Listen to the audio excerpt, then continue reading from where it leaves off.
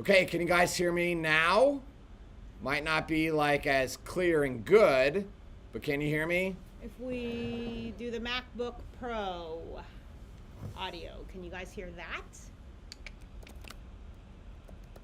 Yes. Okay. Is it terrible? Or is it okay? Okay. Is it okay? Do we move on or do we cancel tonight's show because it's terrible and you don't want to hear us screeching? Better. Better. Not really that great. It's good. It's okay. All right, we're just going to go through this. We should probably move it closer to us like this. Sure. Okay. So what's up, guys? It sounds a little low. Yeah. We'll try to talk loud. Yeah. You can kind of talk to them, Tiff, and let me... Okay, so Dan says it's good. So let's just roll with it. We have loud voices anyway. Like, we're super loud and obnoxious anyhow. Both of us, so we should be good. Keep talking. Oh, I'm doing something. You do what you're doing. All right. I just want you guys all to know that I think that Ryan should be fired from his job. So I'm taking interviews and I'm looking to replace Ryan on the Tiffany and Blank Night Live show. So if you're interested in joining me, you need to have audio experience and send me an email to classes@tampacarry.com. And you do not get any of the extra benefits that Ryan gets for being my co-host. What freaking benefits do I get? You know, all the benefits that always happen after I drink all the wine. Yeah, which means you pass out in an intoxicated daze. And then you do whatever you want. Okay, whatever.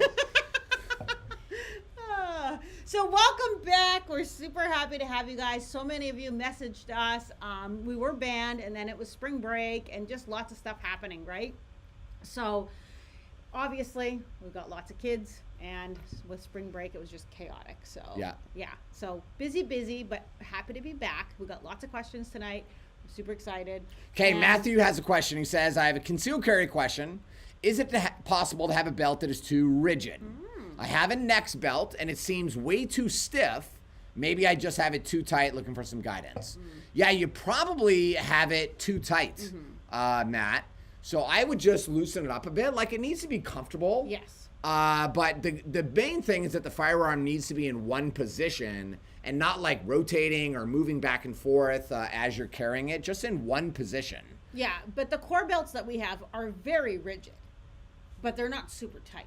You don't have it super tight. I mean, it's not super tight. Loose fitting. Yeah. But I will tell you that when I get into my vehicles or when I'm sitting in my office chair, sometimes I'll click the little button so that it loosens. Oh, okay. Because it just does get too tight when I'm sitting sometimes. Okay. But then I got to remember when I stand up, I got to like tighten it up and make sure it's all... now you had Next belt sent you some. Do you remember? Do they have the clicking thing like? Yeah, it's a knockoff of a core. It is? Okay. Yeah. So you should have those clicking, what's that called?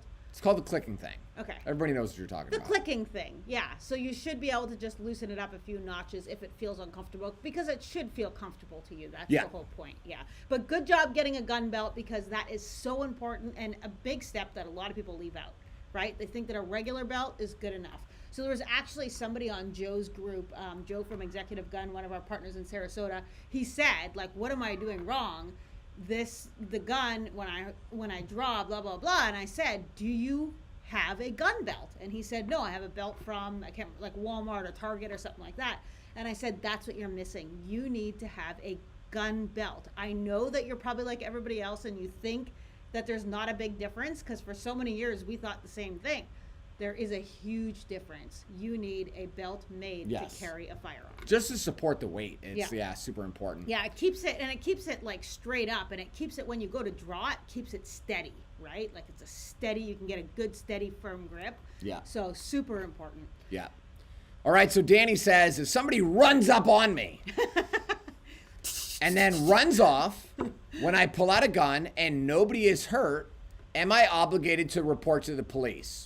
All right, so Danny, let me answer this question by telling a story, because that is what I do. Yes. I had a student, it's inside of my book, Florida Concealed Carry Shoot or Don't Shoot, which is laying around here somewhere. But this guy owns like a pharmacy in Tampa, and one of his employees and him, they were walking out to go to their cars late at night, and there was a guy walking his dog across the street, And the guy like kicked the dog or did something really aggressive. Wow. And the young woman like yelled at the guy and said, "Hey, stop kicking that dog." And then the guy, that's how women sound. Okay. So then the bad guy said, "What the F are you going to do about it?" And he said, "I'm going to go get my gun." Oh no, I'm sorry. So the guy started screaming, getting very aggressive. The owner of the pharmacy like pulled out his gun and told the guy, "Back up, leave us alone." So then the bad guy said, "I'm going to go get my gun." Ew.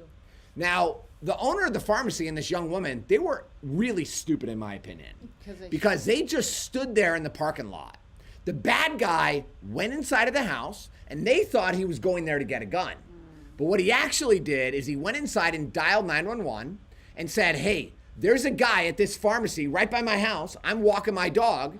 And this guy pulled out a gun and threatened to shoot me. Right. So then the police show up and they're threatening the owner of this pharmacy saying like, "You're the criminal, terrible person." Because what that man didn't understand, Danny, is whoever calls the police controls the narrative.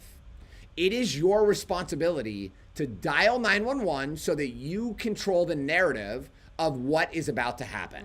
Does that make sense? Like, Right, yeah. you got to make sure that you're calling 911, that you sound scared. We should never lie. Make sure you sound scared. Make sure you're saying exactly what the bad guy did. So now it's all recorded, and now you can actually use that as evidence if it does, go to a trial. Or like, for instance, if that person calls on you, you're going to be investigated as the bad guy, right? Whereas if you were just pulling out your firearm legitimately for self-defense because you were in fear of imminent death, then, you have the right to pull your firearm. There's nothing to be worried about. Yeah. Yeah. Yeah. Gotcha. All right, so Matthew says, "Ryan, where can I get the Warrior Cloud hoodie and sweatshirt? Isn't this dope?" We Yeah. literally just got him yesterday. So I'm like all excited, been walking around like Warrior Cloud, Warrior Cloud, Warrior Cloud. Yeah, it's been so cool.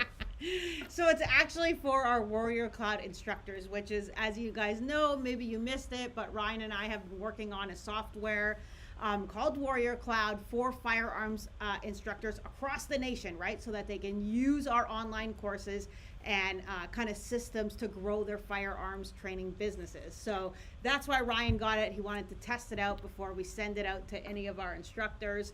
But if you're a firearms instructor anywhere in the U.S. and you're interested in learning more, just go to warriorcloud.io and sign up. I think there's like a little form where you can put in your info, and Ryan will get back to you and give you some more information. So yeah, I'm very super cool. excited. It's like the coolest thing ever. I know I didn't tell you this, but I just want you Tiff's been developing the software, which is super, I'm super proud of her and very impressed that she was able to do all that. Aww. But what's one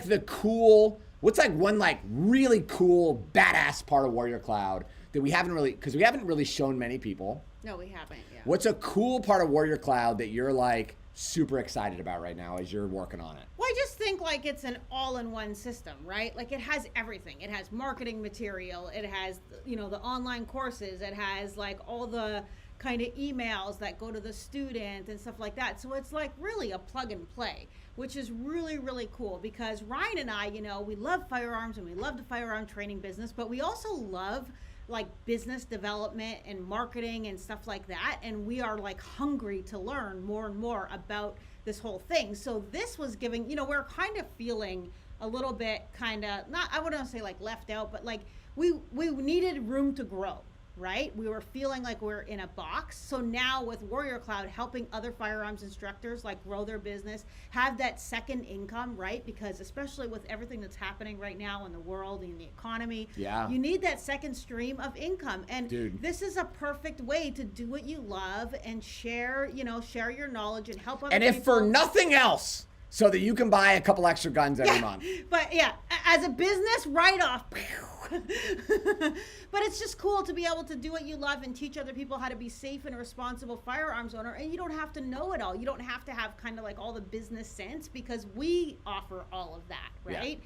So it's just really cool. And I'm really excited that me and you get to work together on this and we get to stretch our muscles, right? And do things that we love. So super awesome. I'm excited. It's really hard for me, but I get bored pretty easy. So like when I was working at Culligan Waters, the sales trainer, I kind of got to a point where it was like, okay, I'm really good at this now, and I don't really want to do this anymore. You need the next thing. Even though I was making, you know, a lot of money. High six figures, I was making a decent amount of money, but it was like, okay, I'm bored now. So then we opened a gun store, and then we did that, and I hated it.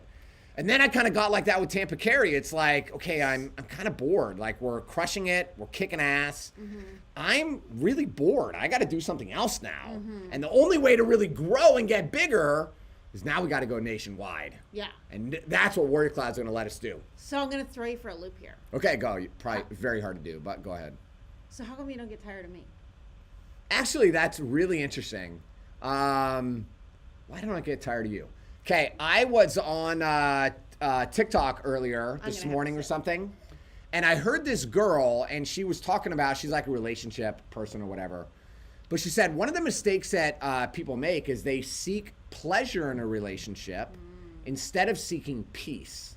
And I thought, when I heard her say that, like they seek pleasure, automatically I'm thinking sex, right?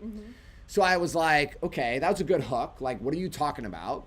And she said the pleasure, men love to go after the chase of the new person, right? Right, yes, and they love the drama of trying to get the new person and like trying to woo her or whatever. But because of all the drama, now you're just dealing with fucking drama, a lot of crap, right?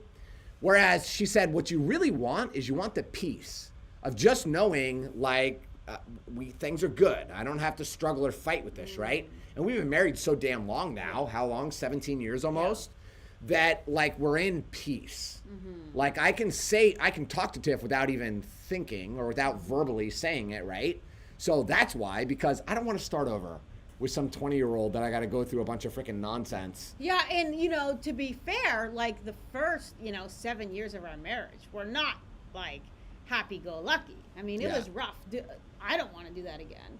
In the dating world now, like swipe left or whatever, like it's crazy now, right? It's freaking crazy. Yeah, I'm not interested in that. Okay. All right, so somebody asked about, and this is a question for you, Tiff, like can they search Warrior Cloud instructors in their area? So talk about that and that part of the technology you're building. So that is another thing that I'm working on and building out this directory, right? Where you can actually go to see all the instructors that offer our program. You know, they have our proprietary courses. They teach our kind of curriculum, and you get everything in that bundle that we offer in ours. So yes, that is coming out like within the next few weeks, where you will be able to search a Warrior Cloud instructor in a city near you, which is really cool because a lot of you love us and want to support us, right? But you live in Miami, so when your friend asks for a concealed carry class, you're not going to say Tampa Carry, but now you can say, yeah, Warrior Cloud, right? And you can send people to our instructors, that support us and we support them, and it's like kind of just like this big growing thing, right? So yeah, I'm working on that directory too, but like, my mind's blowing with all this like development and software, and then trying to do kids and like all this kind of stuff, right? Yeah. And Ryan and I are going back to Mexico next week. So Monday night, we fly into Cancun Monday. I'm not sure if we're going to be able to do the Monday Night Live again. What do you mean? We fly in Monday? So of course we fly Monday. I know, but maybe if we get there, we can do like kind of a short live. I'm not doing it. No. Ryan's a hard no. Hard no. Sorry, guys. So we're going to miss next Monday because we're flying into Cancun, but we'll take some good video footage for you guys and share that. So we're going to this, another business event for 6 days, and that's going to be really cool. So yeah. The top business marketing minds in the world are going to be there, and it's going to be absolutely amazing. Yeah, so we're really excited. Yeah, so Shane says, will it be just concealed carry, or will it be all level courses? Yeah, so it's all the courses that we have. So we license all of my intellectual property. So my books, all my courses, Sheepdog Masterclass, all that cool stuff. It'll be really, really Yes, neat. I know. Keep our heads on a swivel in Mexico. Now, we are like in a really, really kind of like okay, sorry, I need to stop clicking buttons. But yes, we do have to keep our head on a swivel. Like last time, if you guys remember, I screwed up and we missed our flight, and we had to get like this taxi cab, bring us to this hotel to spend one night there. Which the door, like, how they have the lock you can clip over on. No, but wait, you couldn't even just drive in. There was a big gate, and it's like, tell us who you are before you can enter. And then you enter the gate, and then the door, you know how you have like one little lock? This had like 6 locks, and 2 of them were busted open. Like Ryan somebody had kicked the door open. Oh my gosh, Like, are we okay to sleep overnight? Like, it was a little scary. My butt cheeks were clenched the entire night. Yeah, it was stressful. But it was okay. So are mine, but for other reasons. Yeah. Okay, so Shepherd of Mother Earth, did permitless carry pass yet? No, it's not signed yet. It might get signed soon, but it's not signed yet. Okay, wait. Somebody asked, so, oh gosh, I forget. Now I can't see. Oh, do we have an OnlyFans account? No, but if it comes to that, I mean, heck. No, it'll never come to that. We're too smart for OnlyFans. Yeah, we would not be good on OnlyFans either, because... Okay, no, I'm not going to tell that story, even though I might in a private setting sometime, but no, I'm not on here. We would not be a good OnlyFans account. Yeah. And sometimes, like, Ryan gets mad because I'll have an idea and I'll tell him, he's like, Tiff, like, I'm trying to do something right now. I'm like, yeah, like, I'm freaking working. I'm working because this is what it looks like. I'm working, and Tiff's like, Ryan, okay, I got an idea. We can do this with the code and we can fix it like this. And I'm like, I'm freaking busy, Tiff. What the hell are you talking about?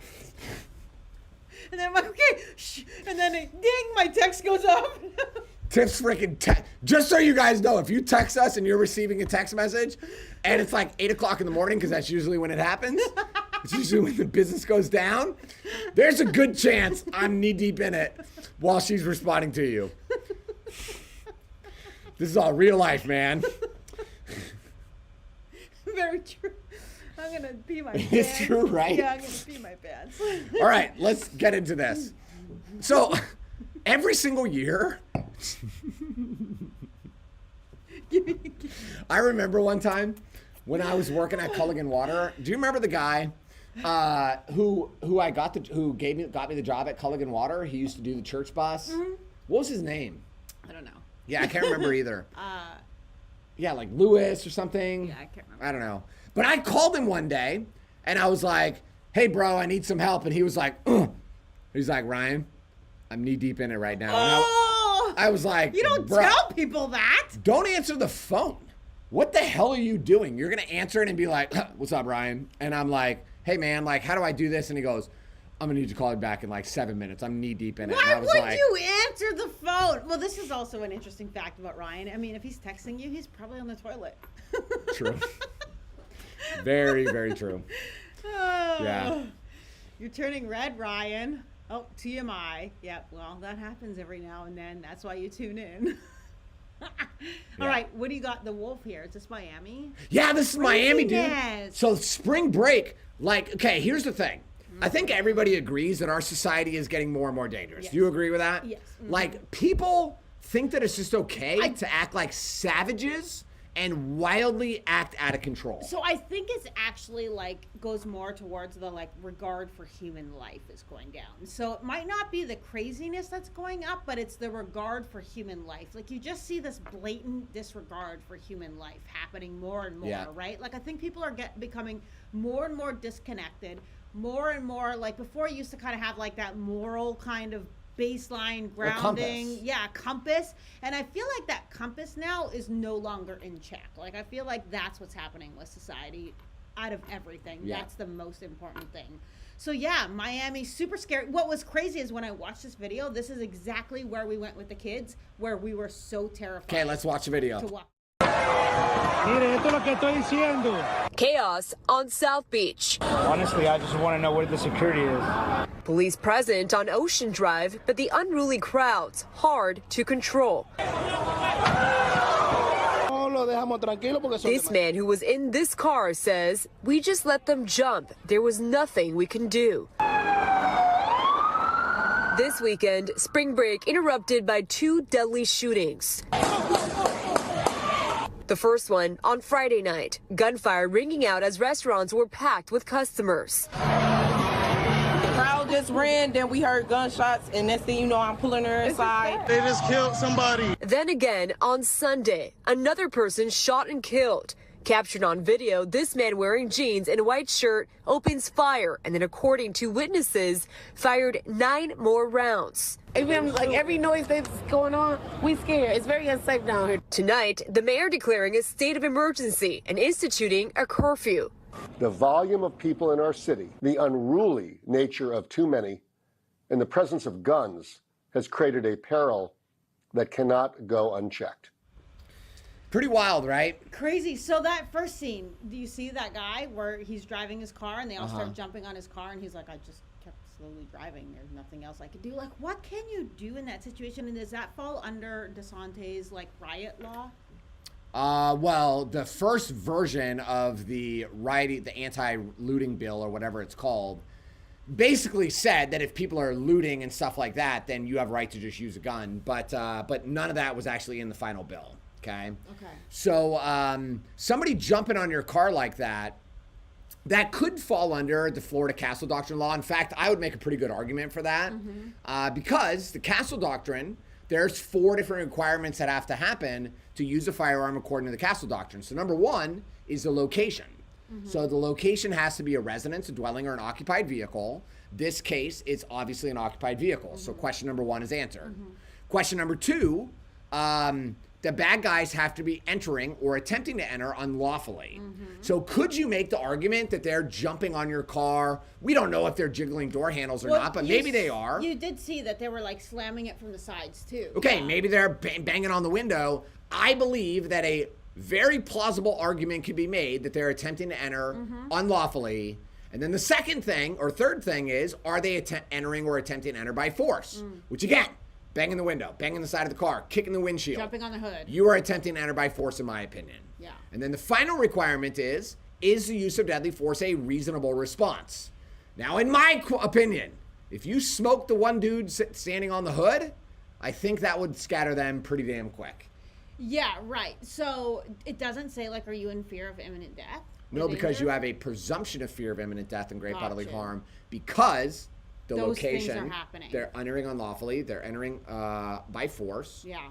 So it could be an argument. I mean, I know, like, I think it also depends, like, who are you? Like, this was an older if this is me, I've already pissed my pants. Guaranteed, I've already pissed my pants. Well, like, I'm terrified because if you're doing that and I can't, like, get through, I'm extremely and if my kids are in the car, like, holy crap, I am terrified, and I'm probably gonna be mama bear, like, you know. But I would probably just honestly gas. I would floor it and I'd just run their asses over. And if someone's in front of me, like, I'm sorry, but F around and find out, buddy.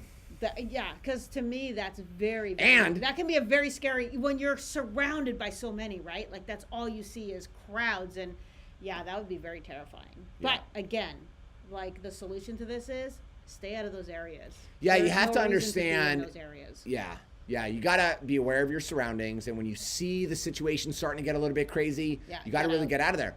But I mean, we had a handful of students that, one woman in Tampa, when the riots were happening in Tampa, she left work and she just turned down a street. And the rioters were just there. And she said they swarmed her car really fast and she was trapped there. Oh my God. Because she just sat in her car, said she was so scary. scared. Yeah. We had another student that they were in Seattle, turned down the street. The rioters started chasing him and he put it in reverse and then, like, did one of those crazy things. Yeah. A Rockford. That's what they're called. Is it? Reverse Rockford, yeah.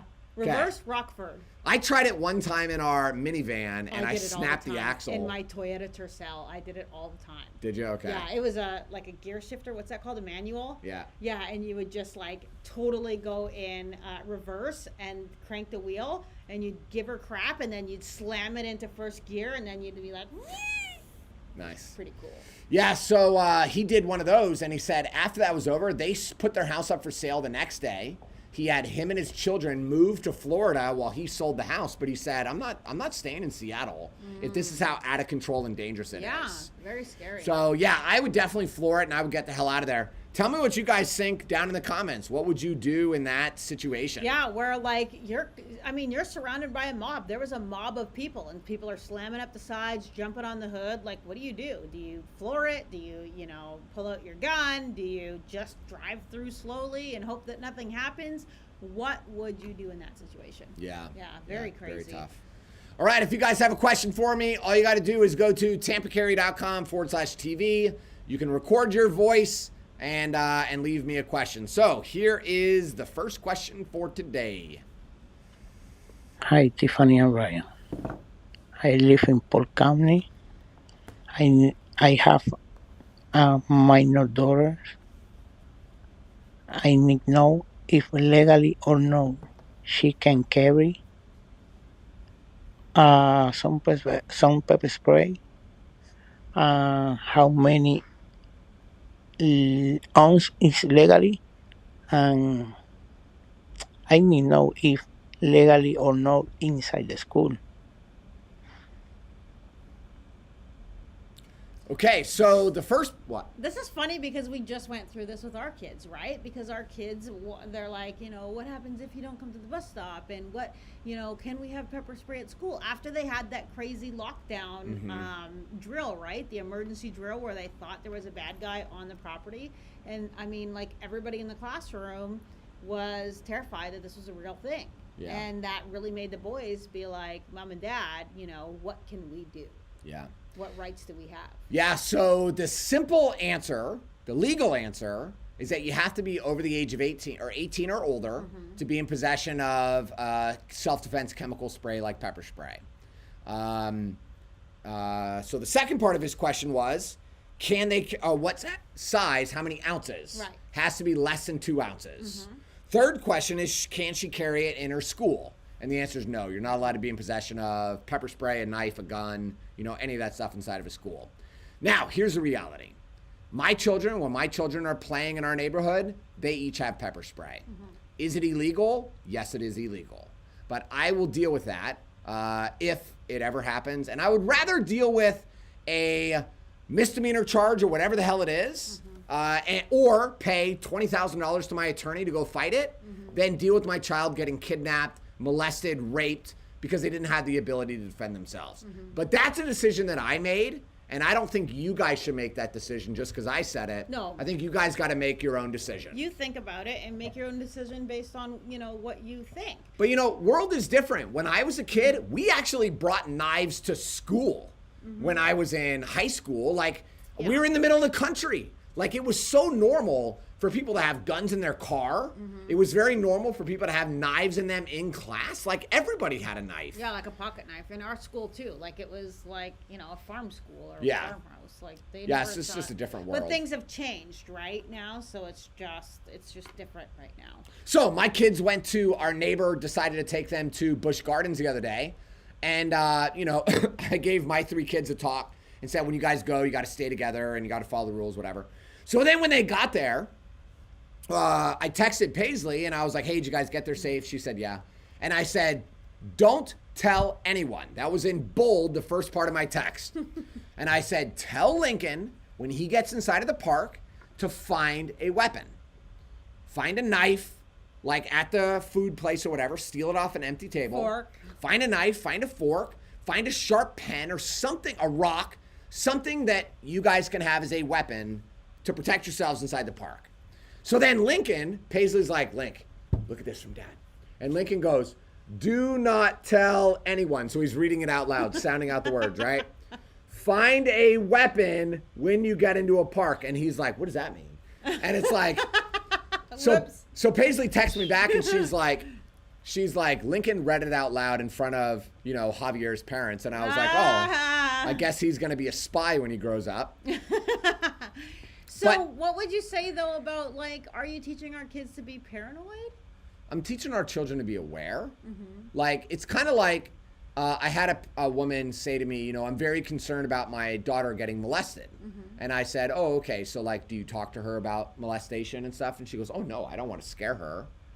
Okay, well, I think that's dumb. So if I don't want to talk to my daughter about getting molested, or even the boys, because it's an uncomfortable conversation, but wouldn't you guys agree that's a conversation we need to have?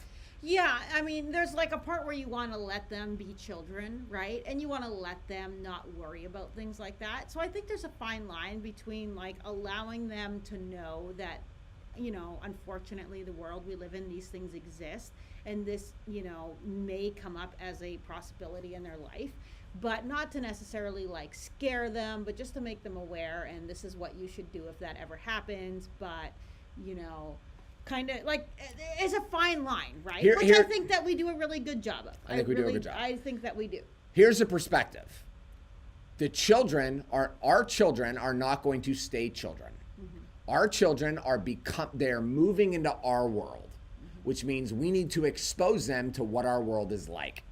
They need to understand that just because somebody says they love you, doesn't mean they love you. Just because somebody's a family member, doesn't mean you can trust them. Just because somebody is our neighbor and dad talks to them, doesn't mean that you can actually trust them. They need to understand that stuff, because most children that are molested by somebody they knew. 100%. Most rape victims are raped by somebody that they knew. They need to know that, in my opinion. I agree 100%. Yes. Yeah. And I do think that we do a good job of kind of letting them know that, but then also, letting them know that, yeah, I think we do a good job. I think we do too. Yeah. So anyway, talk to your children. That is the number one takeaway. Talk to your children. Now, I want to mention this, Ryan, because you remember a few weeks ago when we talked about Dan shared, remember our buddy Dan shared that Taekwondo guy that was molesting kids? Yeah. Well, I actually forgot to tell you, but I was messaged by one of the mothers who her daughter was molested by this gentleman. And then he got arrested again for doing it again. After he got arrested? Yes. How is he out? So I guess while charges are pending or whatever it is, you get let out, but then he did it again. They found more victims. And now this mom is on a mission to find all the people who are victims. So she actually messaged us and asked can you cover this again? And I kind of forgot to get his picture to you, but I wanted to talk about it. So this guy's a martial arts teacher, owns a martial arts studio in Riverview, Florida, and he has been molesting girls for years. And she is taking a really ballsy kind of position to find out as many people that he has molested as possible and get them to speak out about this so that they can get him behind bars for a really long time. So, I think that's very admirable about her, because it's a lot of work and it's a lot of, some people don't want to speak about it and stuff like that. But here's a good example of why we need to teach our kids, right, about these situations and to talk if something happens. Because if we just tell them that the world is a great place and you can trust whoever and trust everyone, then when something like this does happen for them, or if something like this happens, they feel scared to tell. Yeah. It's also really funny, but we're very controlling, I guess you could say, of our kids. Paisley. We watch over them. We don't watch over them. Do a lot of stuff. Paisley is Paisley knows you are not going to a friend's house. There's no chance in hell. I don't care who they are. I don't care that I met them. You will never go to a friend's house unless it is somebody that we have known for a very long time and really trust. You can go to your auntie's house. You can go to Javier's house across the street, but you will never go to your friend's house at school. And she knows, don't even ask me. It'll never happen. We have friends over here. Your friends can come to our house because we can control the environment. We know you're safe here. There's no chance you're going to a friend's house. And, it's just sad reality of the world that we live in. You just don't know what people are doing. You have to be aware. You have to watch your kids. So, answer, I think there was a question on there. Have I tried the newest Panzer EBX 500 12 gauge? I've been to the range 3 times now, 200 rounds, and it's run flawless. Awesome. Yeah, it's really cool. No, I haven't. To be very honest, I've been very out of gun culture for a while as we're building Warrior Cloud, this software, because that takes so much of my time and my energy, because we're trying to move to that next level. And when you're moving to the next level in your life, that means kind of letting go of other things that you've been doing. It's really funny. I used to fall asleep thinking about what the next gun was that I was going to build. Really? Oh my God, all the time. And I'd start listing these are the 500 guns that I really want or whatever. I want ARs like this and blah, blah, blah. 500? Yeah, I used to can you start with 10? Well, I already have. Well, I know, but But yes, that's what I used to think about and fantasize about and wake up and just thinking about what new Cerakoting I'm going to do and all that stuff. That is not it. How many times, Tiffany, do you dream about code? Yeah, all the time. It's all the time, right? It's very stressful. Yeah. I wake up that doesn't work. And then the other day she said she woke up and she thought she got a bunch of work done on the code, and then she woke up and she was like, "Oh, that was just a dream." It was a dream, but I had to go do it. But my brain executed it in my sleep, so that's pretty cool. Do you know what that is? Your subconscious working on it. It actually figured it out for me. Yeah, it's called the reticular activating system. I did. If you guys are not, if you guys are not following me yet on the Warrior Cloud YouTube channel, this is stuff that I've been wanting to share and talk about for so long, because this is what I'm really passionate about. Yeah, marketing. Like guns that are down here on like what I really care about. Business, personal development is like way up here, okay? Yeah, not that you don't care about guns. It's just that it's not as much. Because you already have a safe full, and it's like how many more Glocks do I need? How many more ARs do I need? How many more AKs do I need? You probably don't need any more. I don't. Yeah, it's just so many. The Warrior Cloud YouTube, I will say this: like, if you're a business owner at all, any business, it'll apply. It'll apply. Yeah. Or if you're looking to really kind of stretch your mindset and like go into something. Learn what is possible. Because that's what's amazing about personal development and growth, is that it's not about learning the tactics of how to do the thing. That's actually the third step. Mm-hmm. The first step is changing your mindset and understanding that things are actually possible. Like, I have a book sitting out there, I think. This guy, who is a former Floridian, made $27 million in one day. Yeah, crazy. He's my age. He's actually a year younger than me. $27 million in one day. And it's amazing to listen to him because he has achieved mastery on this subject matter. And it's like, bro, I'm going to be you. I'm coming for that, right? Like, it's just so amazing. So anyway. You go be him, Ryan. Yeah. You go be him, because then you can take me to Italy, and I'm going to drink all the different wines there, riding my Vespa. Oh, wait, I can't ride my Vespa and drink wine. That's not safe. Yeah. So we'll have to get a driver to drive me around. Well, I don't drink anymore, so that's fine. Ryan doesn't drink anymore, so you can Vespa me around. Okay, so Matthew says, how do you feel about Holosun red dots? I haven't really used them a lot. The thing that I dislike about Holosun, and I don't know if this, again, I don't know a lot about them, so this may be really bad information, but some of my students have them, and the reticle inside is so big. Like, they have kind of like the EOTech, where it's an internal reticle and then it's an external reticle. Yeah. That's not what you want. Like, my reticle is a 3 MOA. I think 6 MOA is too big. I think 1 MOA is probably maybe good for high precision stuff, but not for what I want. Small for you. 3 is like really perfect for me. So what do you have? I have the Trijicon SRO. I have several of them, and I absolutely love it. And honestly, that's probably the only one that I'll ever buy, because I'm more of a, once I find something that's like amazing and works really well, why would I buy something different? It seems foolish. Okay, so, and every student that touches your gun, including me, loves the Trijicon SRO. It's amazing. Like, I love it. So what's the price difference between a Holosun and a Trijicon SRO? So a Trijicon SRO is basically like around $500 to $700, depending on where you bought it.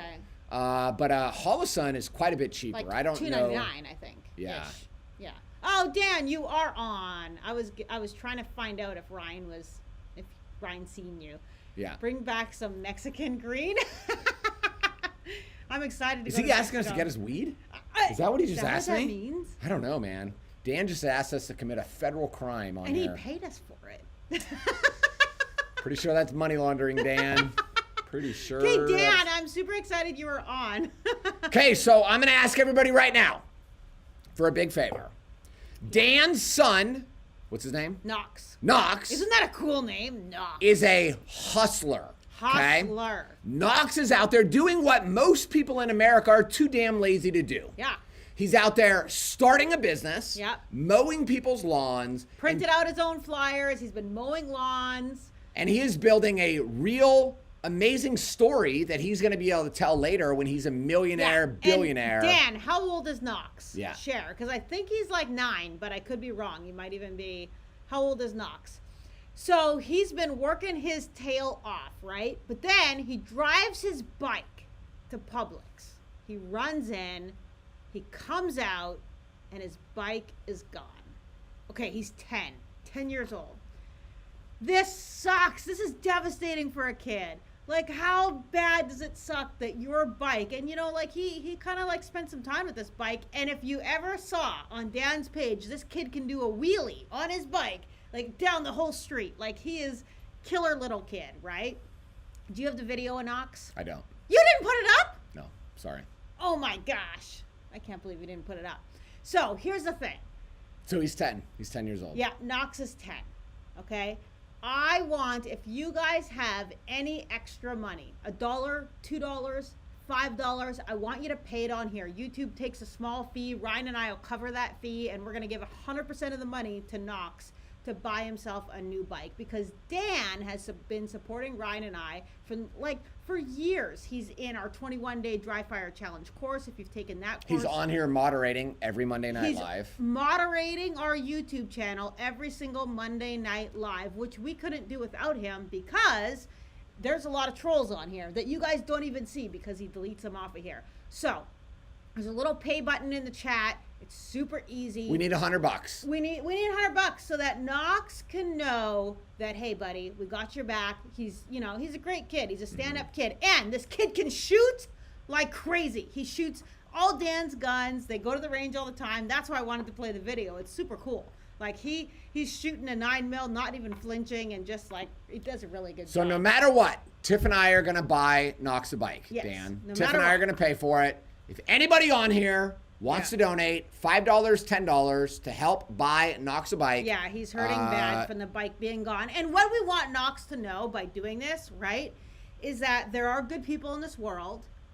Don't think that everybody's bad, because for kids, that's a really hard thing to process, right? That somebody stole your thing, right? And it just sucks as a kid to know that somebody would steal from you. So we want to make sure that we get him a bike back. So Ryan and I are going to cover any fees. If you guys donate, that would be great and muchly appreciated. But we're going to make sure that Knox gets his bike, because he's an awesome kid. Okay, Eddie will give $20. Thanks, Eddie. Eddie, awesome. Thank you so Okay. much. Oh, Eric Baum. Oh, Eric. Oh, that's so awesome. So Eric is a really awesome student of ours, and him and his family, they're awesome. That could make me cry, because I just am excited for Knox to see this, and to see that people care, and that not all people are bad, right? And to just kind of restore his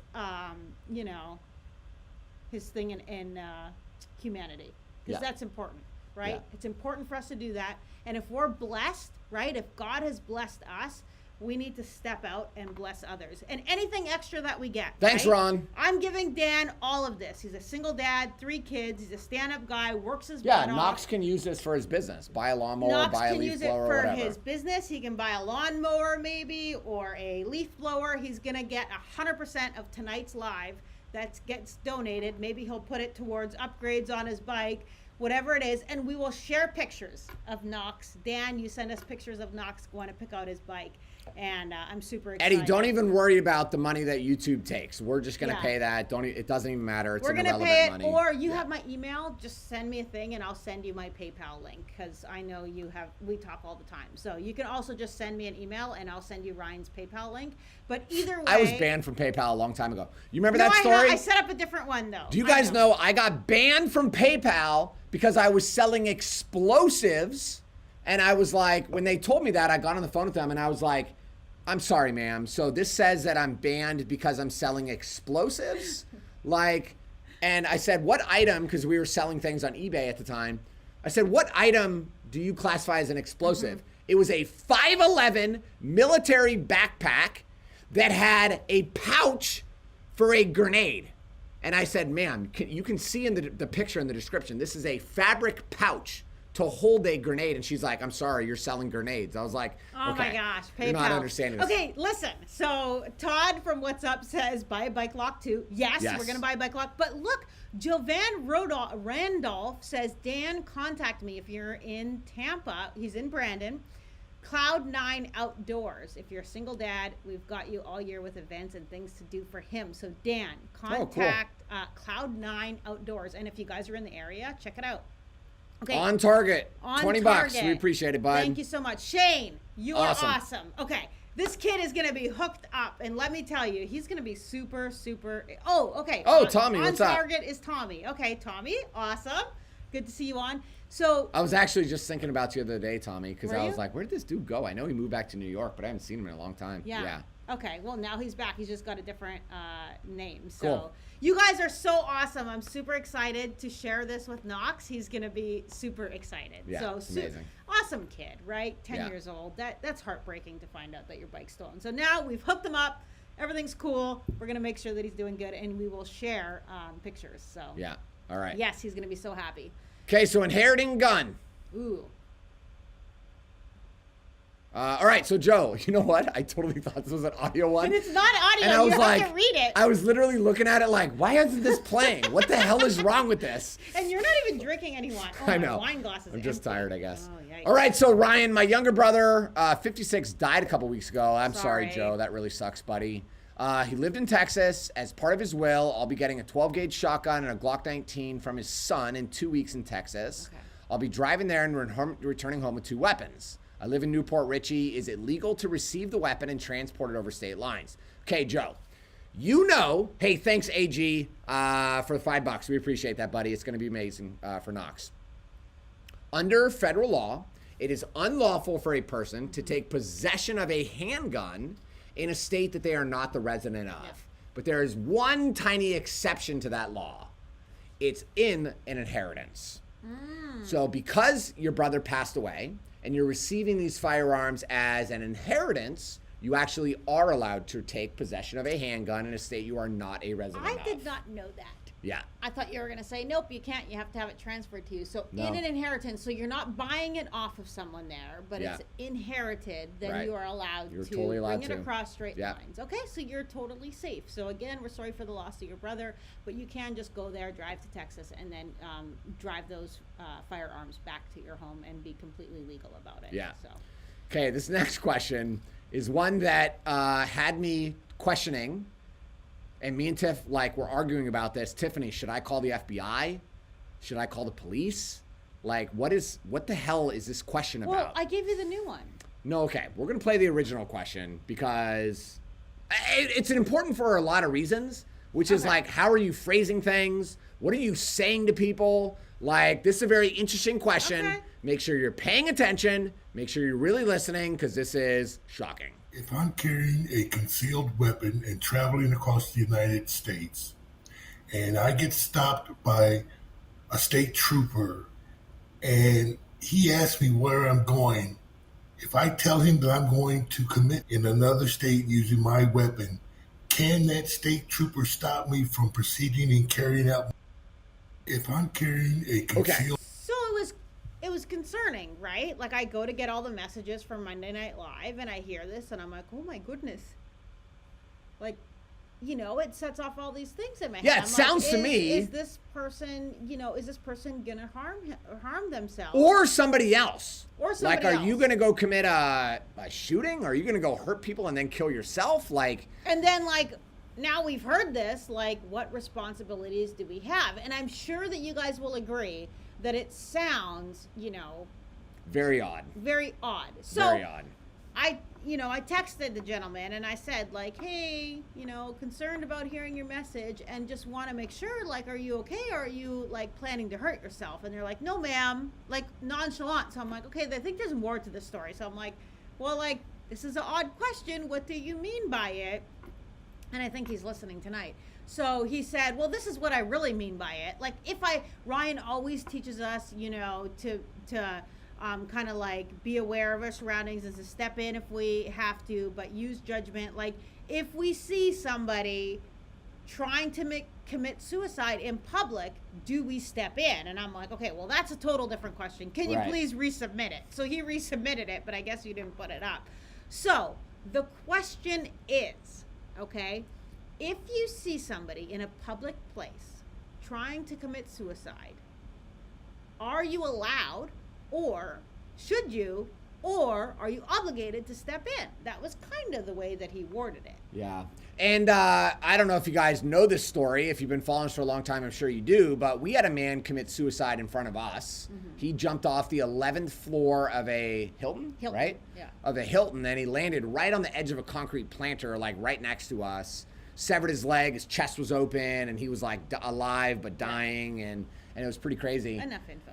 But apparently, like, what the guy did is he climbed over the rail on the 11th floor, and he was kind of holding on backwards, Like and then he just let go. So, like, if I was walking out of my room and I saw that guy like that, I mean, I would just grab him in like a headlock and rip him over the railing, right? And like just detain him. Yeah, and like, who cares if you like get charged with like assault or something? Like you know, are genuinely trying to save some dude's life. Yes. Because even if he's not trying to kill himself, bro, you're going to die if you fall accidentally. Like, this isn't a game, right? Yeah. Actually, you know what? When we were on the cruise ship, it was the dumbest thing we've ever done. We went on a cruise in December, right?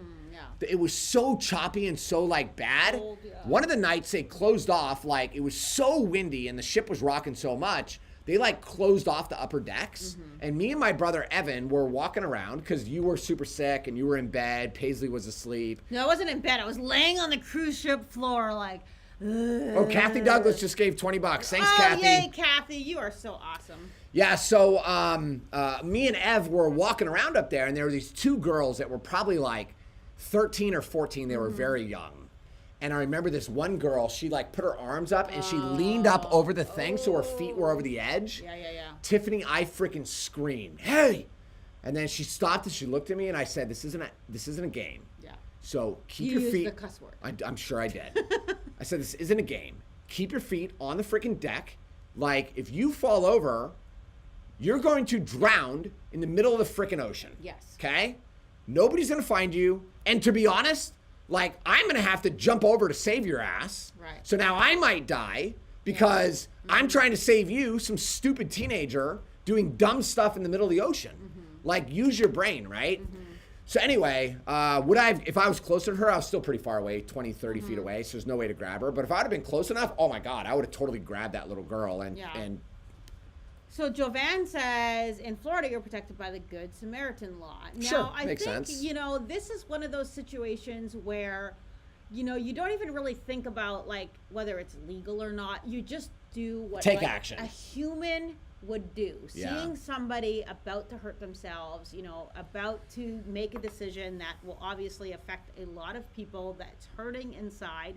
And I think that that's where you just do what you got to do and kind of, you know, stop it and talk to them and try to just, you know, stop that situation.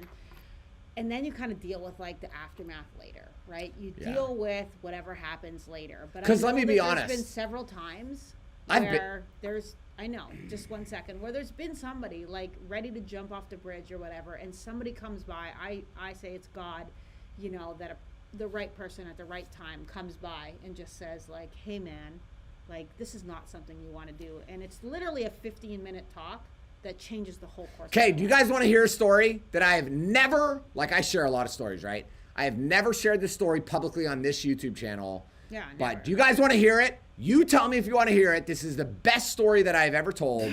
It's not the best story. This is one of the best stories. It's a story of complete desperation. Okay. And how somebody can That's get not there. what I'm talking about. Oh.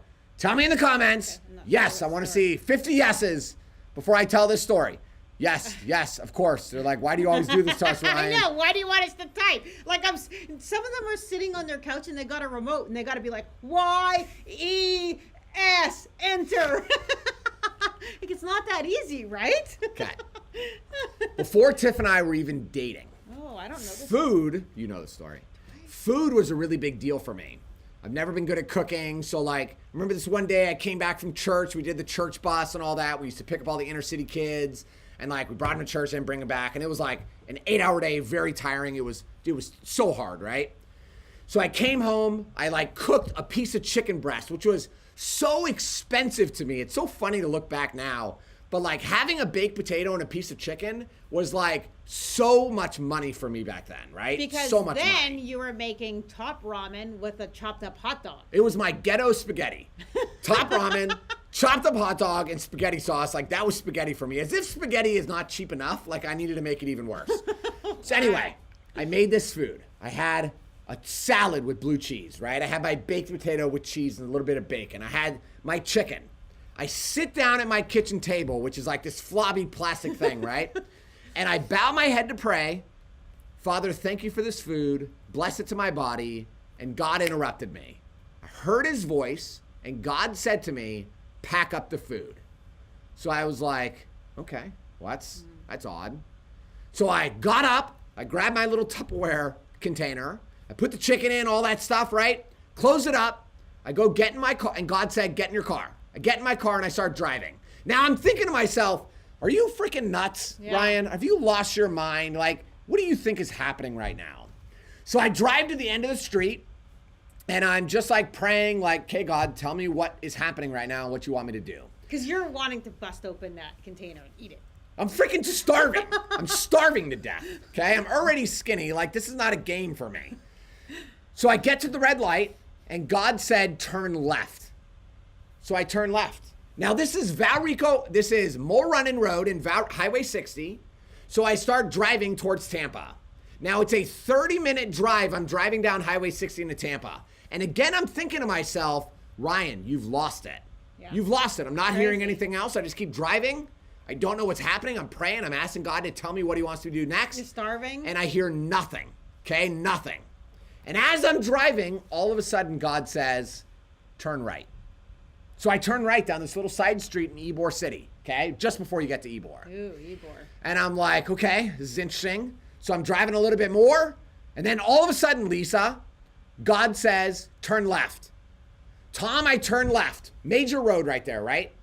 I turn left. It was 7th Street. Turn left on 7th Street. And I see this man walking, homeless-looking dude. All dirty, filthy, right? Big beard, bushy hair. Yeah. I see the dude walking. And God says, pick him up. So I flipped a U-turn, and I pull up next to the dude. I rolled my passenger window down, and I said, hey, dude, get in. And the guy was like, he got in, and I said, where do you want to go? I said, where do you need to go? And the guy's like, my brother lives in Sefner. He said, I've been walking from Georgia to come to my brother's house because he was the, he's the only one that can help me right now. And I was like, okay, cool. So we start driving. I reach back in my Mitsubishi Eclipse. Okay? Reach back in my Mitsubishi Eclipse. I grabbed the thing of food and a fork and a knife that I had. I handed it to the dude, and I said, God told me to come pick you up. This man, who was probably 55 years old, burst into tears, hysterical crying. Hysterical. And as I'm just letting the dude cry, he said, I literally said to God this morning, that if you don't show me that you're real, I'm going to kill myself. How freaking crazy is that? Now, I've never seen that guy again, okay? But I know for sure, with 1,000% certainty, and every time I've doubted God or doubted existence or whatever, I think about that story, and I have a dozen stories similar to that, and it's just like, it's just so crazy. So anyway, talking about this suicide thing, you just don't know. Do we get involved? Of course we do. I'm not just going to let you commit suicide. I've been there where I wanted to commit suicide. It was after our gun store failed, and I had so much debt, so many problems. I couldn't feel like I could ever get out of this. I felt like a total failure. And I was like, and Tiff and I are fighting, and I'm like, I'm freaking out. I'm out, right?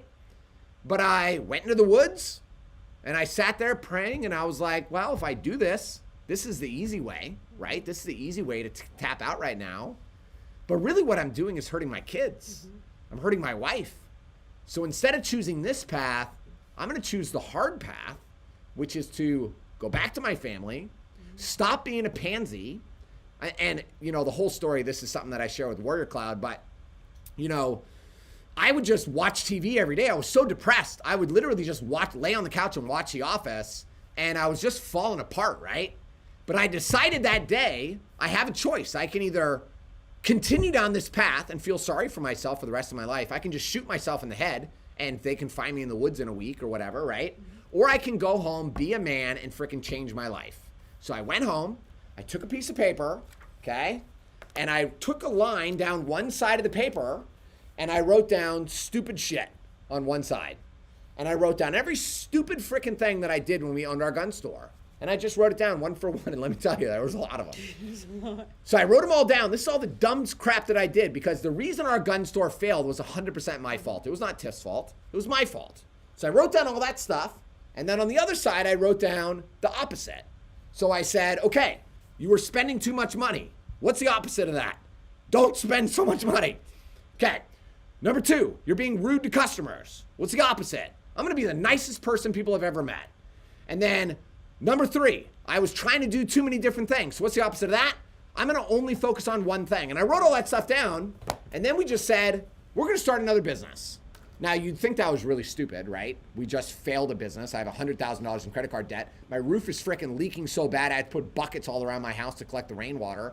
Lincoln is crying because his teeth hurt so bad from cavities, and I can't even afford to fix his teeth. Our cars are breaking down. And I said, instead of paying off our credit card, fixing the roof, fixing our kids' teeth, we're going to invest some money in a business. And we're just going to go for it. And we did it. And who would have, and remember, we said, like, if we can only make a couple $1,000s, oh my God, we'll totally make, if we can only make $2,000, like, we'll be crushing it, right? Who would have known, like, we'd make $2,000, you know, a day eventually once we figured it all out. But the point is, we all have those low points in our life, and we can't give up, because there's 2 things that are never permanent: success and failure. Success is never permanent. It's never going to last. And failure is not permanent.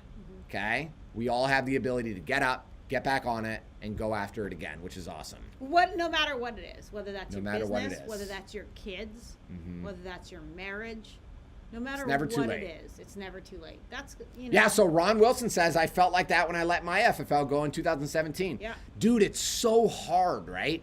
It's so hard. And to be honest, Ron, one of the mistakes that I made is that I didn't understand back then, but I understand now, is surrounding yourself with people who are further down the path than you, right? So like Eric, wildly successful entrepreneur, right? So you want to be around people like that. Now, what's interesting is I met this guy, and he said he will never do business with somebody who has not cycled twice. And when I heard that, I thought, what is cycling? What are you talking about, right? Yeah. We're talking about riding a freaking bike? Yeah. And he said, I'll never do business with somebody who has not failed in business at least 2 times. Because you actually don't know what a person is made of until they're in the really shitty parts of life. That's when you identify the real character of who the person is. When the world is freaking falling apart, they're like, I am going to succeed or I'm going to die. There's no other options. And do they take the easy way out and just put themselves in front of a TV, watch The Office forever? Or do they say, I'm going to do this again. I'm just going to do it differently, and I'm going to do it better the next time.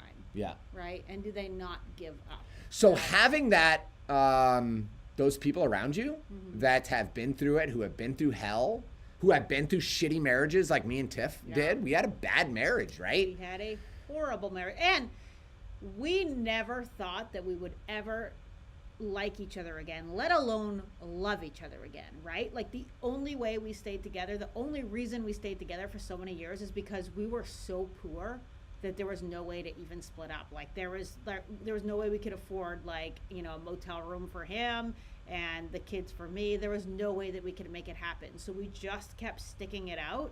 And then eventually God just slowly repaired our marriage. And now I can honestly say, like, with 100%, that you are my best friend, you are the love of my life, and that I would marry you all over again. Whereas there is no way in hell that, you know, 8 years ago I would have said that. Yeah. Like, I would have said that it was the worst decision. But God actually told you, because you were praying about a divorce. So, okay, so do you want me to say this story? Yeah. So I actually got down on my hands and knees, bawling on the floor, right? Like, hysterical, snot everywhere. And I was like, God, freaking make him leave. Make him leave. Because I kept saying, like, I'm too weak to end this, because I just couldn't do it, right? With 3 little kids. So I begged God to make him leave. And God said to me, I will give you the man of your dreams. And I thought, sorry, it was the man your heart desires. And I thought, great, Ryan's going to be out of here. Some other dude's going to come in. The man that my heart desires, and all is going to be well. Well, shit. Who would have known that God was going to turn this guy into the man that my heart desires? Yeah. I love you and I desire you, and that's so crazy to think that, because if anybody knew us, where we came from, and anybody knew who we were then, you would say there is no way that marriage will last. Even our marriage counselor was like, yeah. Like, even our marriage counselor confirmed, like, yeah, this is going nowhere. This is going nowhere. So it is crazy to think. So just to encourage you guys, no matter, where you are in your marriage, your kids, your business, whatever it is not permanent. Things can change. Things will change. Just pray about it. And keep moving forward. And keep putting one foot forward, whether that's just sending a nice text message when they don't deserve it, whether that's working a couple extra hours on the business when you don't want to, whatever it is, just keep putting one foot forward. Yeah? Okay? Yeah, it's pretty crazy. It's awesome. Final thing that I'll say is everything that has happened in your life is because of your action or your inaction. Everything that has or is happening in your life is because of your action or your inaction. So if you want your life to change, your marriage, your relationships, your business, your finances, you have to change the action that you're taking. If you keep doing the same things you've always been doing, you're going to get the same result, right? But if you want to get dramatically different results, then you have to take aggressive action towards whatever the thing is that you really want. And here's what's interesting. When you start to take aggressive action, the people around you, the drifters is what they're called, the drifters who are happy with the status quo, they start looking at you saying, well, you can't do that. Tiffany, you can't build the software because you don't understand how to build software. And Tiffany just said, I don't accept that. I'm going to figure it out. I'm going to figure it out. And we're going to hire people and we're going to figure it out, okay? Paisley is going through it right now because Paisley is a little entrepreneur. She is freaking crushing it on TikTok, crushing it. And what's funny is people that don't even know her, they're like commenting, because I monitor it, right? They're commenting and they're like, how do you not have millions of followers? Like, this kid has got it, right? It's so amazing. But Paisley shows it. Do you know what her friends do?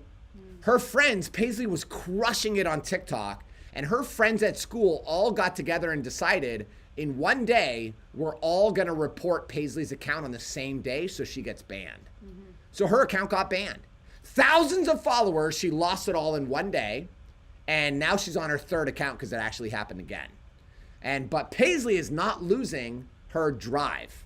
I said, Paisley, these are just your friends that are jealous that you're working so hard at this. Paisley, we're at the pool the other day, and I hear something. Paisley's got her phone next to her ear, and I said, what are you listening to, Paisley? And she goes, I'm listening to TikTok hashtag strategies on my phone. And I was like, damn, I'm proud of this kid, right? She just turned 14. So I'm proud of you. It's really cool that she... But what's funny is because Paisley has big dreams. She talks about being a millionaire and a billionaire and having all these businesses. And her friends tell her, that's not possible. You can't do that. And she's like, no, I know people. My parents are friends with people who make $20 million, $50 million, $100 million a year. This is possible, right? So because Paisley is doing it, the other people that are around her, the crabs, they're telling her, no, you can't, and they're trying to pull her back down. So the point of the lesson today, which is turning into quite a sermon, is... Instead of a Monday Night Live. This is a Monday Night Live. I know. Let's go This for is it, man. Yep, people want to go, they can go. Is that you guys have dreams. You guys have stuff that you can actually do. But the other people around you are telling you, Lisa, you can't do that. You're too old. Aldi, you're not smart enough to do that. Or you know, whatever it is. They have all kinds of reasons, but it's because they're not doing it, and they have to justify it. Yeah, and here's the thing. One of my mentors, he said to me, somebody told him, you can't do that. And he said, you're absolutely right. You cannot do that because you don't believe you can do it. But I believe that I can do it. And I'm going to keep trying until I do it. Because that's the mindset of success. You can believe everybody is the reality is nobody lives in the same world. We don't live in the same world. We live in the reality that is perceived based on our perception, that is created based on our perceptions. Our perception, yeah. And if we believe that we can accomplish anything, that we can start a business and make 20, 30, 50, $100 million a year, guess what? You can do it. Or, like when Ryan and I first started Tampa Carry, our big dream, our big goal was, let's make $6,000 a month. $3,000 will pay our bills, and the other $3,000 we're gonna spend time with the kids and like go to Disney and stuff like that. That was our big goal, our big dream, right? I would have a freaking panic attack if that's all you made. If we made $6,000 right now. Right. I'd have a panic attack. But the bottom line is that everybody has like their own, starting goals and their own belief of what they can do now. And wherever that point is for you now, set that in place and just take action. And believe that you can actually achieve it, because we're a lot smarter than we think we are. We take for granted a lot of the knowledge and stuff like that. Like some of you are automobile mechanics or lawn, even in the lawn business, you take for granted what you know, thinking everybody else knows what you know. But no, you know so much more. You guys want to know like what Tiffany and I get really excited about, as if you haven't figured this shit out already. Like, it's so funny, but like figuring out businesses for people, like Tiff and I just can really figure it out really quick, right? So like Tiff's sister is here and she's like really amazing. She buys and sells Legos and she makes a ton of money from it. Buying and selling Lego. And she's a 46-year-old single woman. Yeah, so it's crazy. Like we're talking to her about it and she's like, I don't really know how to make this bigger or so labor intensive. And we're like, Lori, the way you do it is you need to teach. You don't need to buy and sell Legos. That's the low level. Yeah. You need to teach people how to buy and sell Legos and make as much money as you're making. She's making like thousands of dollars a month just buying and selling Lego kits. So it's crazy. You can find other people that love Lego that would be like, yeah, I want an extra stream of income coming in to, take my kids to Disney or something like that. And if I can make an extra $1,000 a month just flipping Lego, would you pay $57 or $67 for a course to show you how to do that? Of course you would. So I'm trying to tell her, like, let's put together a course and you can show people how you did this. She started from scratch. You know what she started doing? She started buying Christmas Lego because she wanted to build a Christmas village every year with a train and everything made out of Lego. So she started doing that and she started loving putting together these Legos. And then she started kind of researching it. And now she has like her own side business of buying and selling Lego that, is super easy for her to just do from home. Yeah, it doesn't take a lot of time. So anyway, it's really cool. Yeah, it's really neat. So anyway, it's off on a big tangent. Yeah, see, I would pay for that for sure. See, Ron, I'm trying to, so there's lots of things. The whole point behind that was, though, is what do you know? What have you learned? Years of working in whatever industry you're in, right? Mm-hmm. What have you learned that you can share with others? Because we all have a wealth of knowledge that we've learned, but then we think that it's common knowledge for other people, and it's not, right? Yeah. Like, for instance, let me just share this really quick. The pest control thing, there's a lot of stuff about pest control that people don't know. People don't know what kind of stuff to use for Come over here in the middle if you're going to see everybody. And if you are in the pest control business and you can share that knowledge for $27, you can share with a person how they can go buy their own pest control and apply it properly for all of these different, bugs that are in Florida. I will pay $27 for you to tell me that. Yeah. So I can go buy my own pest control stuff, right? So I want you guys to think about that stuff. What do you know right now? So like the online learning industry is like 60 billion a day or something. It's crazy. And they estimate that soon it's going to be over $1 trillion a year. Mm-hmm. So that's people just buying a course to learn how to do stuff on the internet. Mm-hmm. Like it's so crazy. Mm-hmm. So like one of the ideas, Lisa, I know Lisa's on here, Lisa and Terry. So like Lisa's a nurse. All you got to do is create a course on how a nurse can pass the test to get the nursing license. Yeah. I met this guy. His name's Pat Flynn, very famous dude. Architect. He made his first $1 million teaching people how to pass the architecture exam to get a license for the state.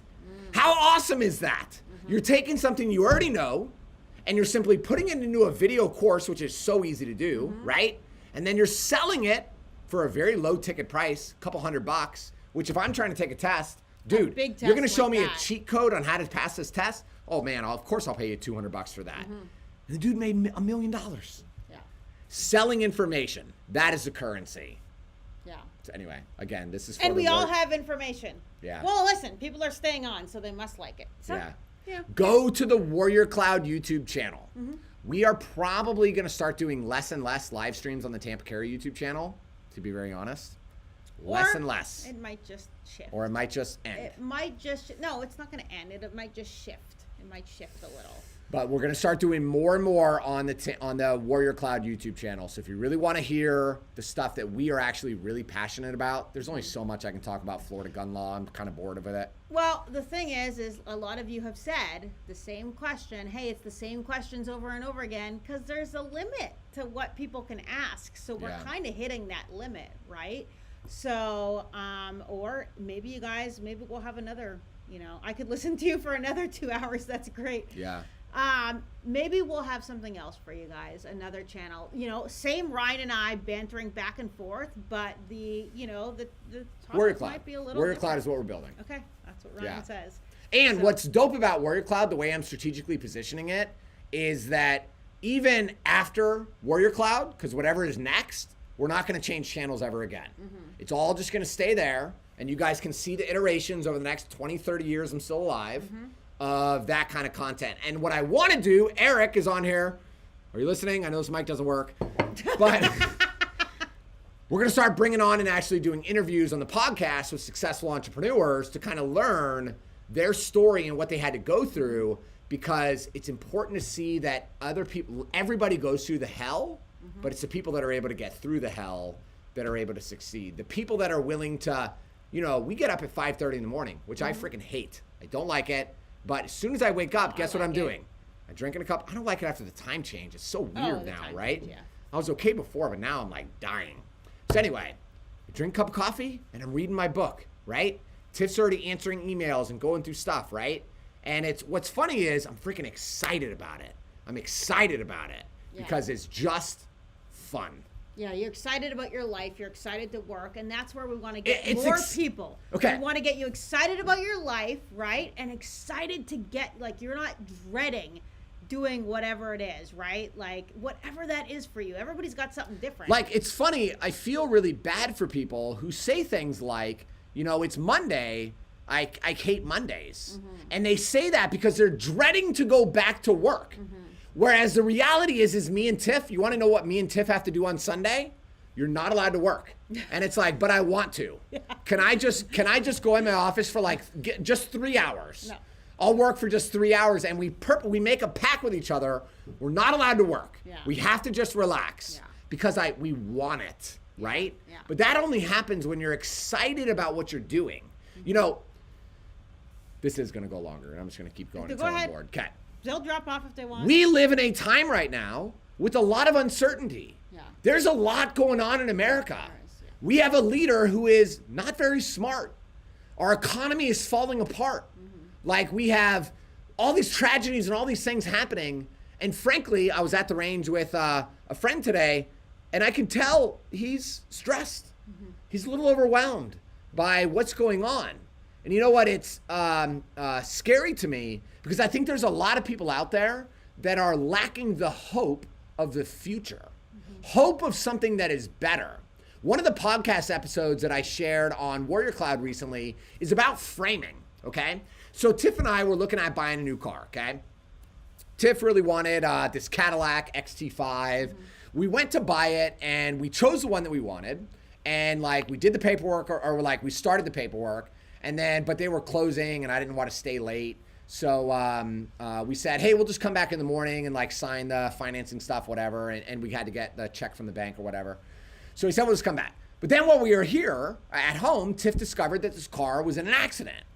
So then we went back, and the salesman was rude about it. He's like, I did all the paperwork. You have to spend $50,000 to buy this car now. And I'm like, bro, I don't have to buy anything. I'm not buying it. We're leaving. So anyway, Tiffany texts me, and she's crying. She's all upset. And she's like, Ryan, I'm so sorry for wasting your time. We missed the Monday Night Live. We missed an entire day of working on Warrior Cloud. And she knows how important it is to me, right? And then she's like, I'm crying. I'm so sorry I wasted all this time. And I said, Tiff, we didn't waste our time, 10 hours today. I said, what we did is we invested 10 hours figuring out exactly which cars we do not want to buy. We spent 10 hours today figuring out which car dealerships we never want to do business with. That's what we did. Now, to be honest, You're mad. No, I actually wasn't. The old me, because, and I'll tell you why, it's because I'm using a Jim Rome strategy here. Jim Rome, very amazing person. He says, if you allow yourself to get upset about stuff like this, what you do is you get upset. Instead, you need to choose the right frame of mind so that you can get success from this and not failure. Does that make sense? So you changed it into a success. I changed it. I could have easily been pissed off about it, easily. But I said, Ryan, Tiff's already upset. If I yell at her right now, it's just going to make her more upset. And then tomorrow, she's not going to be able to work anyway. So how does that really help me, right? So instead, I'm just going to say, Tiff, it doesn't matter. That car wasn't for us. We found out, we're reminded, check the Carfax before we say we're going to buy something, right? Make sure we do some research. Thanks, Ron. Make sure we do the research and we really know what we're doing before we buy this vehicle, right? So choosing the right frame. Okay, so now talking about the economy and the uncertainty and things that are happening. You guys have a choice. You have a choice. You can either look at the economy and what's happening right now and say to yourself, we cannot trust the government, which we can't. Our political leaders are stealing from us. They're lying to us. They got all this crap going on with Trump arresting him. It's all a political ploy, right? We can choose to focus on that. But if we choose that path, what's going to happen? You're going to lead to desperation. You're going to lack hope.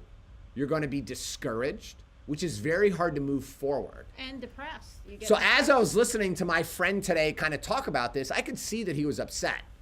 And I said to him, as we're talking about the economy and how bad things are or whatever, and I said to him, what's the opportunity?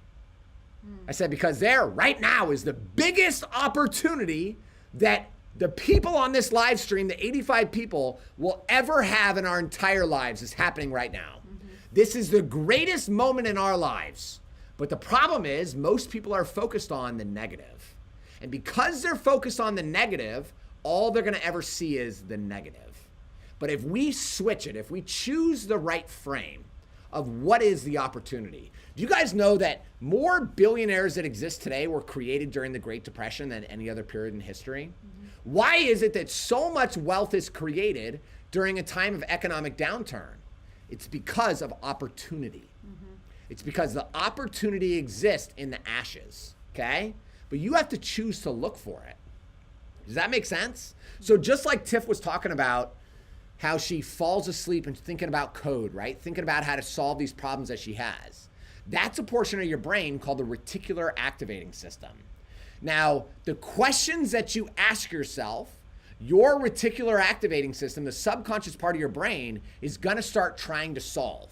So when you watch Fox News, and Fox News is talking about the thousands of immigrants that are coming across the border illegally, your brain is falling asleep thinking about, how do I solve immigration? How do I get better leaders in political office? Subconscious, you cannot control it. But here's the problem. You cannot solve any of those problems. You can't solve any of them. So why are you wasting your time even allowing it to be a thought? Some of the problems you can solve is, how can I spend more time with my children? How can I become a better person, right? A better husband, a better husband, wife, a better father, a better business owner, a better employee. Okay. Really. And then here's the other question. How can I make 6 figures? If you're already making 6 figures, how can I make $500,000 this year? How can I make $1 million this year? How can I make $10 million this year? You know, it's interesting. If you want to make $1 million, all you have to do is make a little, it's like $2,783 per day. That's not a lot. We can all do that on here. All of us can do it. Do you know, I just calculated this because this is my thing, right? To make $10 million in a year, it's $30,000 a month. So instead of worrying about... No, that can't be right. $30,000 a day. I'm sorry. Yes, thank you. Okay, so right around there roughly. So instead of wasting my time thinking about Nancy Pelosi and all the bullshit that she has, instead I asked myself the question, how can I make $30,000 a day? How can I make $1,000 a day? Who else is making that a day? What are they doing? Yeah, and here's the other amazing part. You guys don't have to figure any of this out. You want to know the secret, the hack? If you want to make $1,000 a day, go find somebody who is already making $1,000 a day. On a podcast, on a YouTube channel, anything. It's out there. It's all out there for free. And then do what Tony Robbins does, which he says, if you want to model success, all you have to do is find somebody who has already achieved success and then model what they are doing. So that's why I like to hang out with people like Eric, who donated $100, wildly successful entrepreneur. Why would I go try to figure this out? And Dad. Instead, when I found out Eric was a successful entrepreneur, you know what I did? You took him to lunch. I said, dude, can I take you to lunch? Yeah. Because now I want to talk to you. I want to figure out how your brain works. What are you doing? How are you doing it? How are you tapping into this opportunity, right? How are you? He has a bunch of employees. I've never been good at managing employees. Eric, how are you managing employees? But here's the trick that nobody understands. Eric said, Ryan, if you want to get good at managing employees, you need to read this one book called Traction. And I said, okay. So literally when I left the barbecue place, sure. In my truck, I typed into Amazon Traction. And then I also typed in all the other books written by EOS, and I bought all of them. And I bought the audiobooks, and I've been reading them and studying them. Why? Because I found somebody who's already successful. I am modeling what they told me to do, and then I'm freaking taking action on what they told me to do. Does that make sense, everybody? This is so freaking easy, it's not even funny. So you have the growth mindset, and the thing is that in the beginning, the growth mindset feels strange, right? Because it's not something that you're typically used to doing, right? But it does, over time, become more and more normal. And it does become almost like a drive in you that now you want to know the next best thing. And the reason I'm saying that is because it took me a long time to get out of my kind of comfortable mindset, right? And kind of like well, it is what it is, and you know, I'm comfortable and stuff like that. And it took me a little bit to get out of that and get more into the growth mindset. And I was sharing with Ryan the other day, like before it was like impossible for me to, like, I was just thinking Just be honest. Okay. So no, just wait. I was thinking about even my pantry. I remember standing in my pantry asking God, right?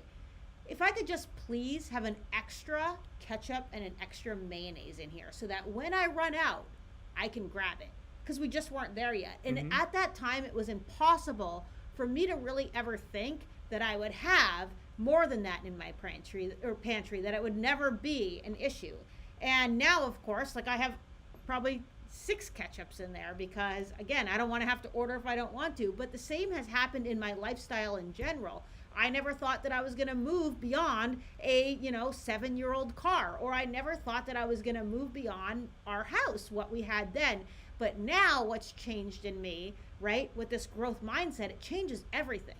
Now I see opportunity, but I also see that there's possibility that I can have a lot more. And I don't have to set this low standard right in my life because I grew up poor and I just kind of thought I had this poverty mentality that this was what I was going to get and I needed to be thankful for it. Now, don't get me wrong. I am very thankful to God for everything that I have, but now I can actually not just tell myself, those positive affirmations.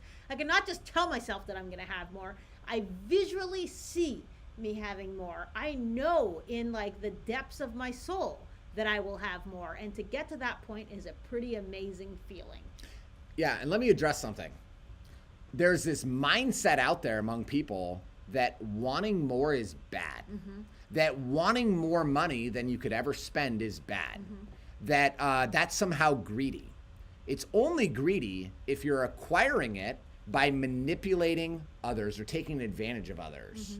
But if you're actually providing real value, if you're actually, like one of our mentors, we've paid him in the last 2 years $75,000, okay? I have literally written this dude, or actually a wire transfer, and paid him $75,000 to mentor us, okay?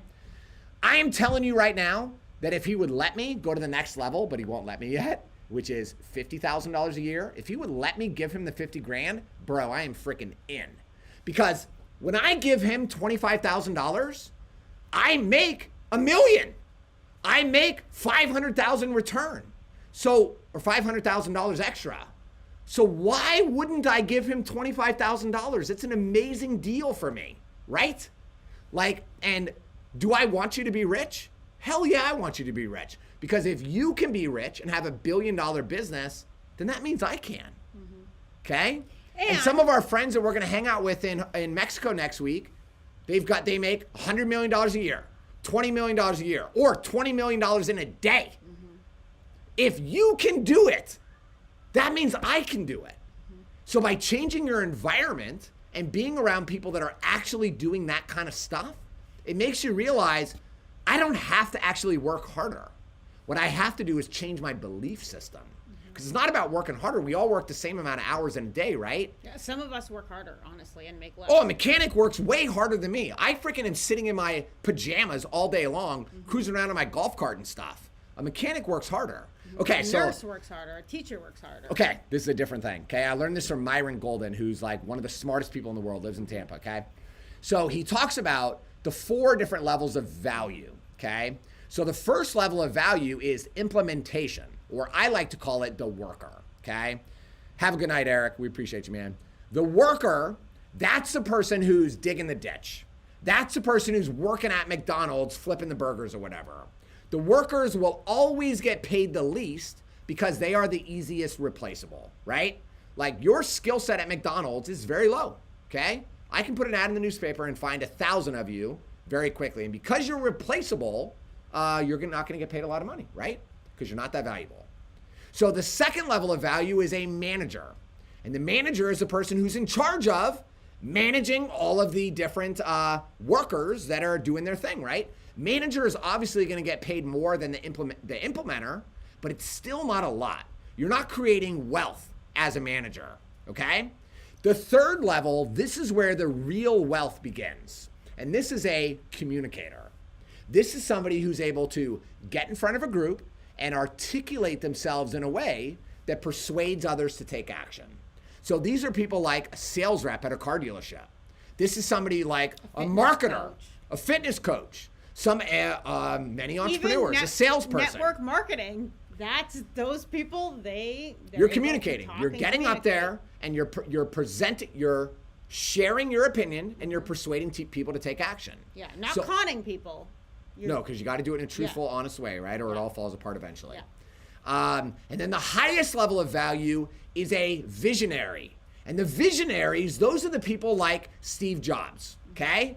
He didn't create Apple. He doesn't understand how all of this tech and stuff works, but he was like, what if we can put 1,000 songs in somebody's pocket? That'd be cool, right? And then he said to Steve Wozniak, which is his partner, he was the implementer, the worker, he was like, Steve, how can we do that? And then Steve was like, I don't know, but let's try. So then they started working on it. So the visionaries always get paid at the highest, right? They always get paid the highest. So our goal is to develop our skill set so that we can be the communicators and the visionaries. That's the goal. Yeah, and anybody can do it. Okay. It can all be, what? Okay. Again, you guys are getting me on a tangent. I could freaking talk for 12 hours. Well, no, I'm tired. It's almost 9 o'clock. Care. I'm excited. Okay. One of my favorite books, okay? I had this wrong for so long, okay? It's called The Master Key to Riches by Napoleon Hill. For so long, I thought being wealthy, riches, was money. But let me share with you what true riches are. It's actually 12 components to true wealth. So number 1 is a positive mental attitude. Wouldn't you agree there's a lot of people out there that have physical money, but they don't actually have the positive mental attitude to enjoy that money? This is why when people win the lottery. Well, so O-Town Racer says that he's happy, and that's the goal, that he's happy with his life. That's the goal, though.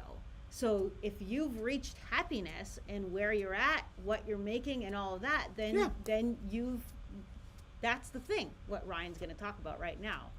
Yeah. So it's not about, not everybody needs to have $50 million, right? Not everyone's going to have it. Okay. So that's what we're talking about. So number 2 is sound physical health. What's the point of having a bunch of money? Like Steve Jobs, on his deathbed, was all sick, and he was depressed because he said, I spent all this time building Apple instead of spending time with my daughter. So what was the freaking point? There was no point. So number 2, sound physical health. Number 3 is harmony in human relationships. That's the third component of wealth. Riches. Harmony in human relationships. Number 4 is freedom from fear. Wouldn't you guys all agree? Money is pointless. Wealth is pointless if you're afraid of everything. You're afraid of losing it, so you hold on to it so tight. Number 5 is hope of achievement. Hope that there's something else out there, somebody you can help, somebody you can serve, okay? 6 is a capacity for faith. Okay, 7, the willingness to share one's blessings. What's funny is every really wealthy person that I meet, what's funny is like Russell Brunson, who's one of our mentors, he's worth hundreds of millions of dollars. ClickFunnels is worth $1 billion, okay? Somebody offered to buy it from him for $1 billion. And he said, no, I don't want to. I don't want the $1 billion because I get more, it's not even about the money. I get value from serving other people and the willingness to share one's blessings. That's more value than the money. So number 8 is a labor of love. That's what we're talking about, right? It's doing something that you're excited to wake up in the morning because you're like, I'm excited that I get to work on this thing. Instead of, oh, I can't believe I got to go deal with this idiot boss. Whatever that is for you. Maybe that's writing a book. Maybe that's gardening. I mean, could be. It could literally be anything. Literally anything. Yeah. So number 9, and this is an issue that I have with a lot of gun owners, okay? Number 9. Oh. An open-mindedness on all subjects. Like, let me ask you, the reason that so many Democrats come and take my classes and anti-gun people take my classes is because I don't care. I don't care if you're anti-gun. We can still be friends and I can still love you and talk to you and have a conversation with you. I don't care. The reason we have so many gay, lesbian, and transgender people in my classes is because I don't care. I don't care. Are you a good person? Can I hang out with you and talk to you? Then we can be friends. Whether you do what you do, I don't give a shit. Like, let's just be friends, right? I have enough freaking problems in my life to worry about who you have sex with. I don't care. So willingness on all subjects, very powerful. Number 10 is self-discipline. Number 11 is capacity to understand other people. Again, that goes back to open-mindedness on all subjects, right? You believe what you believe for a very important reason. And I need to understand why you believe what you believe. And number 12, the last component of wealth is money. Now, in case you guys don't know, Napoleon Hill interviewed the 500 wealthiest people in the world. And that's how he discovered those 12 components of wealth. So that's not a poor person saying that to you. That's people like Andrew Carnegie. That's people like Henry Ford and all these other amazing entrepreneurs that are out there. Those are the components of wealth. But for so long, I focused just on the money. Just money. Just on the money. And then if you didn't have the money, you felt like a failure. Felt like a failure. Instead of, hey, I don't have the money yet, but I'm creating great relationships. And I'm crushing it on the other 11. Yeah. And we're just working on the last one, right? Or maybe you're crushing it on 1 or 2 of them, and you're just working on the rest, right? But then you feel like a failure, and you're beating yourself. But society tells you you're a failure because that's what we see on Instagram and TikTok is that you got to have a Lamborghini. Who gives a shit? Anyway. Yeah. So we're going to let you guys know. Okay. But this has been the best live stream we've ever done. This is a long one. They're going to have to break it up in a whole bunch of parts. Yeah. So we appreciate you guys. If you haven't already, go join the Warrior Cloud thing if you want to see more of this, because that's where it'll be. But we appreciate you guys, and we appreciate that a lot of you have been, sticking with us for years and years, and you've really gotten to know Ryan and I, and I think it's super cool. Yeah. So we hope that you guys have an amazing night, and think about something different tonight. Go to bed thinking about something different. Like, what if I could have this? Or what if I could do this? Or what do I have that other people... Okay, so I just got an idea for Dan. And Dan, I'd totally be willing to help you with this, buddy. Dan is an amazing welder, right? An amazing welder. No, he also puts together race cars. Bro, you could start a business, Dan, and I'd totally help you and show you how to do this, just as a case study. You could start a business teaching people how to weld. 100% online, just like we did all of our shooting courses and stuff, all online, bro. And then you can have an affiliate account selling all of the welding supplies. You don't even have to have the merchandise. You can make money. Okay. Okay, the race car thing. Teaching people how to build those race cars, dude. What do you call it? Like remote control race cars. But he's like, I thought he was just buying these and racing them. He's actually like disassembling them and building the little parts. Yeah. Bro, Dan, that is could be $1 million business right there. It's crazy, start bro. Thinking. Yes. All right, we gotta go, Ryan. All right. I'm tired. Thanks, guys.